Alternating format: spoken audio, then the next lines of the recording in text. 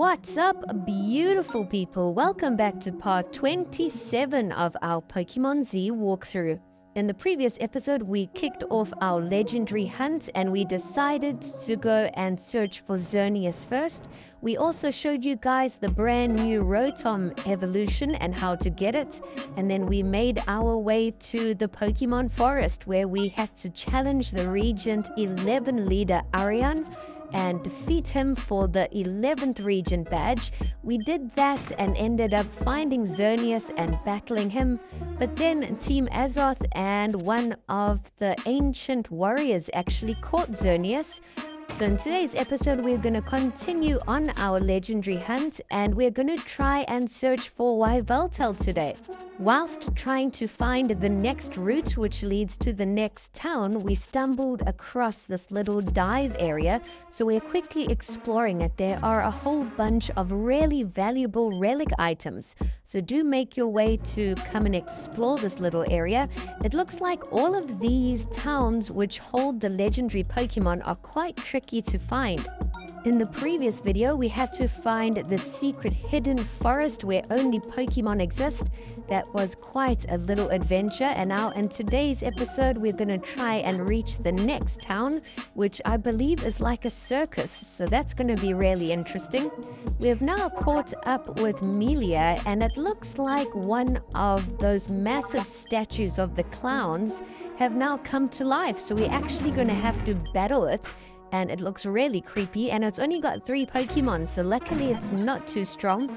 But we are going to defeat it and then explore the new route. I'm hoping we can reach the little circus town and we'll be able to find Yveltal. And more importantly, I'm hoping we can get the 12th and final Regent badge in today's episode. I'm not sure if we'll have enough time, but we will try our best. We've just destroyed the little clown blocking the path and arrived on Route 22. Arriving on a new route brings a whole bunch of new wild Pokemon to search for and a whole bunch of trainer battles and items to pick up. So we're going to have a quick look what Pokemon we can find here. And you can find Dreepy, which is one of my favorite dragon types. It has really high speed. And there are a few other interesting ones like Zoroark. We're going to explore the entire route, pick up all the items that we can, and battle a couple trainers. Our Pokemon are pretty strong at the moment. I think we're going to reach level 100 pretty soon. After we defeat the 12th Regent leader, I wouldn't be surprised if all of our Pokemon will be close to level 100. I think they're all around level 90 to 95 now anyway. We've just stumbled across what looks to be a toy storage area. We picked up a few little items in there. And we just found another massive sign pointing us to the direction of the circus. And I've got to say, the design of the circus area is really cool. It's really creepy and it's beautiful at the same time. It looks like we may have found the little circus. There are a couple interesting rides and tents and things here. So we are first going to just explore the grounds and see if there's anything to pick up. We've just picked up an item. So we'll see where we are and try and get our bearings. It looks like there is a bit of a grassy area around here too. So you will be able to find some wild Pokemon as well. And we find another big sign pointing us to the west. So it looks like this isn't the official town, but it might just be like the little area before. We have found another Alpha Den nest that we're going to take on. And this one holds a Mandibuzz, which is at level 87. We knock it out fairly easily and get the Dread plate. So I think we must have around 12 out of the 18 plates at this point. And here we have it. It looks like we have arrived in Sanguine Town. There's a little cart here with a nurse and the people from the Pokemon Center, so you can heal up your Pokemon there or use the PC. There's also a seller selling some interesting items here and someone offering Pokemon for coins or points, it looks like. And there is a Multan and Hooper, which are amazing Pokemon. So we've got to try and figure out how we can collect those coins or tokens to get those Pokemon. I would love to get a Multan and a Hooper. If we can get either of those or both of them, I'll definitely consider adding one of them to our team. Meltan is one of my favorite steel types, and it's super underrated. It's kind of like a pseudo-legendary, and Hooper is a legendary, of course. Both of those Pokemon in their original forms are really small and not all that powerful, but if you can evolve them, they become pretty tanky beasts. And here we have found the game as to where we earn points. And as you can see, it's kind of like a game where you have to randomly choose tiles and hope you don't land on an electrode that will blow up. And there are little signs on the bottom and the right showing you how many bombs there are in each row. So that's your point of reference. And I ended up playing that game for about an hour. I really enjoyed it. And you can level up and level down if you lose. And you can earn a whole bunch of points through that game. It's really fun. I did get a ton of points. I think I ended up getting 1,000 points eventually, but it did take me about an hour.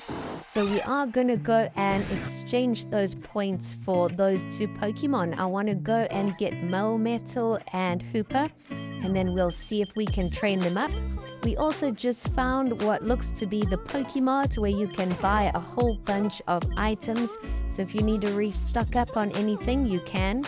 And here we have found the guy that offers to trade you a Pokemon. So we will try and offer King Gambit and see what we get.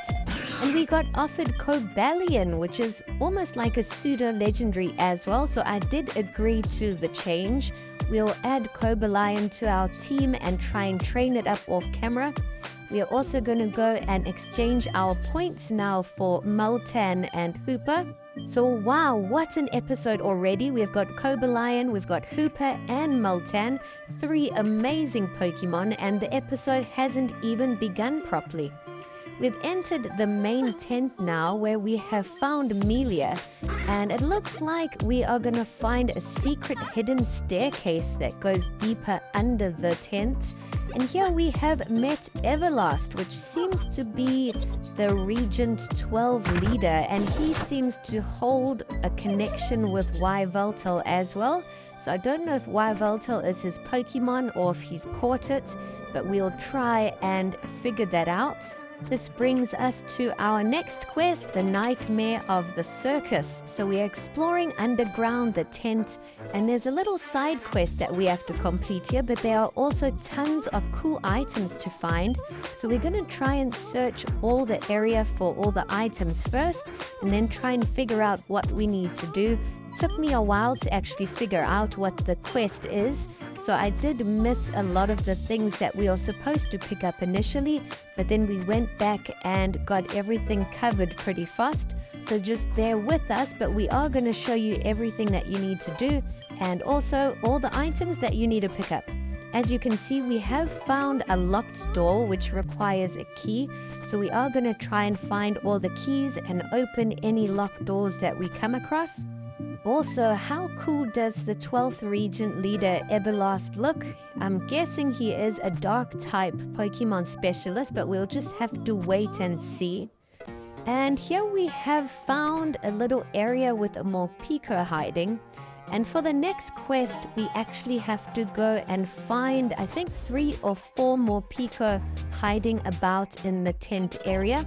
So as you can see, if you go upstairs and into this room, there are 4 portals and only 1 Morpeko on them. So we need to get 3 more Morpekos, and if we find them, they will return here. And if all 4 are on those pads, it will open a new portal for us. So now we're going to backtrack quickly and find those other 3 remaining Morpekos. Whilst doing that, we are going to try and unlock the locked doors, so they might play in each other's favor. So we've unlocked the first door, and it's just led us to an item, an average item, nothing too spectacular. Now we are going to try and find the remaining keys for the other locked doors. And if you head down south here, there's a new little area that we haven't even reached yet. So we did battle the trainer and collected a luxury ball. But then to the right, there are 2 more locked doors. And there is an item there on the far right that we missed. So we're going to try and go back quickly and see if we can pick it up.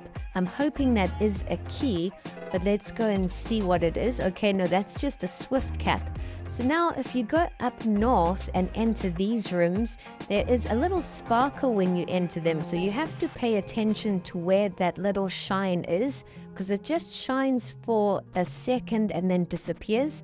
You need to go to the area where that exact shine was and you'll pick up the first key. There is also an area where you can pick up the second key. So you do have to come and explore. As you can see, we saw another sparkle where we picked up the second key. So now we can go down and see if those keys will work on these locked doors.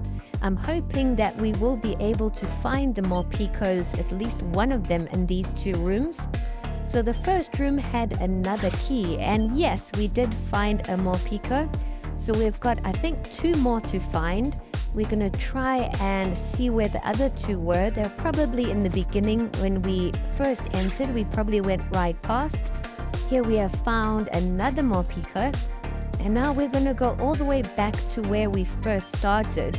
And yes, here's the trainer with the Morpico on the left. And what do you know? Our Meltan has finally evolved into Melmetal. It looks absolutely insane. We've also found the last Morpico, so wow, what an episode. In order to evolve Meltan into Melmetal, you've got to max out its happiness first. Once Meltan's happiness is completely maxed out and then levels up, it will then evolve. We now enter the room and all the Morpicos were there on the pads, and that opened a brand new area where we have found Everlast. And it looks like the legendary Pokemon Yveltal is also here, but it's chained into position. It can't move, it's kind of a prisoner. So I don't know if Everlast has actually caught it officially or if he's just chained it up. So that is really cruel for Yveltal. But I'm hoping we will be able to battle Everlast now and defeat him. If we can, we should get the 12th Regent badge. And the battle's about to begin, and his first Pokemon is a level 88 Crocodile. So yes, it does look like Everlast is a Dark-type specialist. And Crocodile is an extremely powerful Pokemon. It's really underrated. We had our Delphox up front, but we quickly had to swap it out before it got one-shotted. So we sent out Marilia, but unfortunately Marilia got knocked out.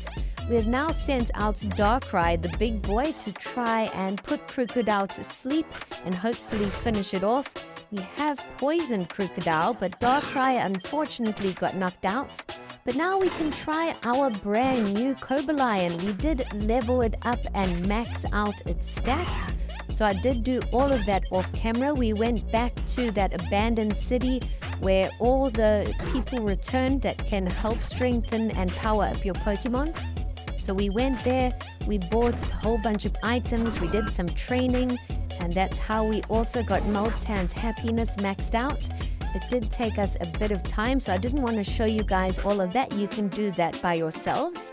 And it looks like our Melmetal's stats are also finally maxed out, so I can't wait to test out Melmetal as well. But as you can see, it looks like the Regent leader has just sent out a crazy Pokemon. It's Darkrai, and it's just mega evolved into a crazy, creepy form. They've just sent out Melmetal, but he's taken quite a bit of damage in one shot. So we're going to revive one of our more experienced Pokemon. We send out Delphox to finish off Mega Darkrai, and now we only have Mandibuzz left. So this has been a crazy tough battle. We have had to revive a lot of our Pokemon, but we've done it. We've defeated Everlast, and I'm hoping now we will be able to receive the 12th Regent badge. But the next moment, Yveltal goes absolutely insane and breaks free of its chains, and it actually hits Everlast out of the tent area. So it looks like Yveltal has broken free. We might have to go and try and calm it and battle it.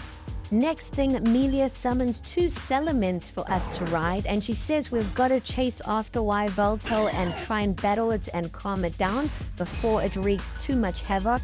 And we finally find it in the air, and it's going crazy. It's just attacking everywhere. So we are going to battle Yveltal now and see if we can defeat it. So it's a 2 versus 1 battle. I think we should definitely get the W here. And Amelia is also helping us. So we've got our Delphox out, and she's got Floetta out. Floetta just got knocked out, but our Delphox is doing a great job. Amelia has now sent out Jolteon, and we have done it. We have defeated Yveltal. So hopefully now it will relax a bit, and we'll be able to try and catch it, or at least get it to calm down. But then, of course, Elka's ancient warriors on Team Athos side arrive. They're flying some interesting Pokemon as well, and they're going to try and capture Yveltal. The same thing happened in the previous episode. We were about to try and capture Xerneas, but then Marvo arrived and stabbed the Regent leader. Xerneas had to revive the leader, and then it got caught. So I'm guessing the same thing's going to happen in today's episode. But now we have fallen into some other alter dimension.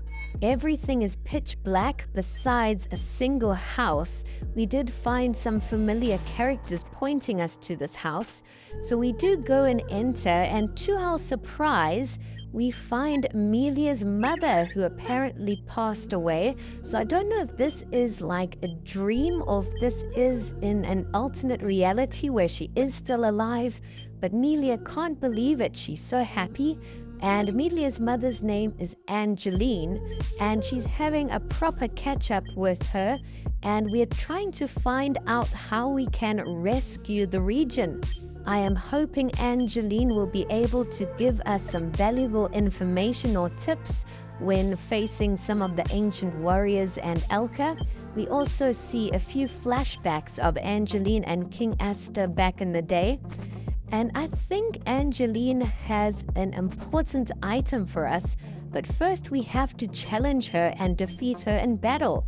So that's exactly what we're going to try and do. We're going to try and battle Angeline. She only has 5 Pokemon on her team, and the first Pokemon she sends out is the fan favorite electric type Ampharos. Our Delphox almost knocks it out, but then Angeline tries to heal it up. Our Delphox gets knocked out, but Ampharos is only hanging in there by a thread. Angeline uses another potion, but our Maralea then one-shots it. Now Angeline has sent out a Gorgeist, which we have KO'd. Now she has sent out Milotic to finish off our Maralea, but we have sent out our Cobalion, and Cobalion knocked out Milotic. As you know, Milotic is a water type, and our Cobalion knows an electric type move. We now sent out Fobeto to knock out another one of Angeline's Pokemon, but she has now sent out a Florges, which is just mega evolved. It's a fairy and water type, so we've decided to send out our Melmetal. Melmetal gets knocked out, but we've still got our secret weapon Darkrai left, so I'm hoping Darkrai will be able to finish off this battle and win. We knock out Florges, and the last Pokemon remaining is Bronzong. Our Darkrai does it. We have defeated Angeline. What a fun battle that was. It wasn't crazy tough, but she has offered us a special item called the Black Flower, and apparently that can be used to revive you or bring you back to life if you die. So wow, what an important item. Before we go back to our reality, Amelia gives Angeline a hug, so that is quite a special moment. But then we return back to the real world, and the ancient warriors are here. And it looks like Yveltal has come down as well. So right now, things aren't going according to plan. It looks like they have captured Yveltal. It seems like they're always one step ahead. We reach the legendary Pokemon, we find them, but then they swoop in and capture them right at the very last minute. After that, we're going to try and make our way to the last legendary, which is Zygarde. And we do get the final Regent badge, so we do have all 12 of them now. And we also receive other cool items. So we're going to keep that for the next episode. Hopefully in the next episode we can actually capture Zygarde. I think it's going to be a massive one. But now we're going to go back to the circus and just heal up our team. Thanks for watching.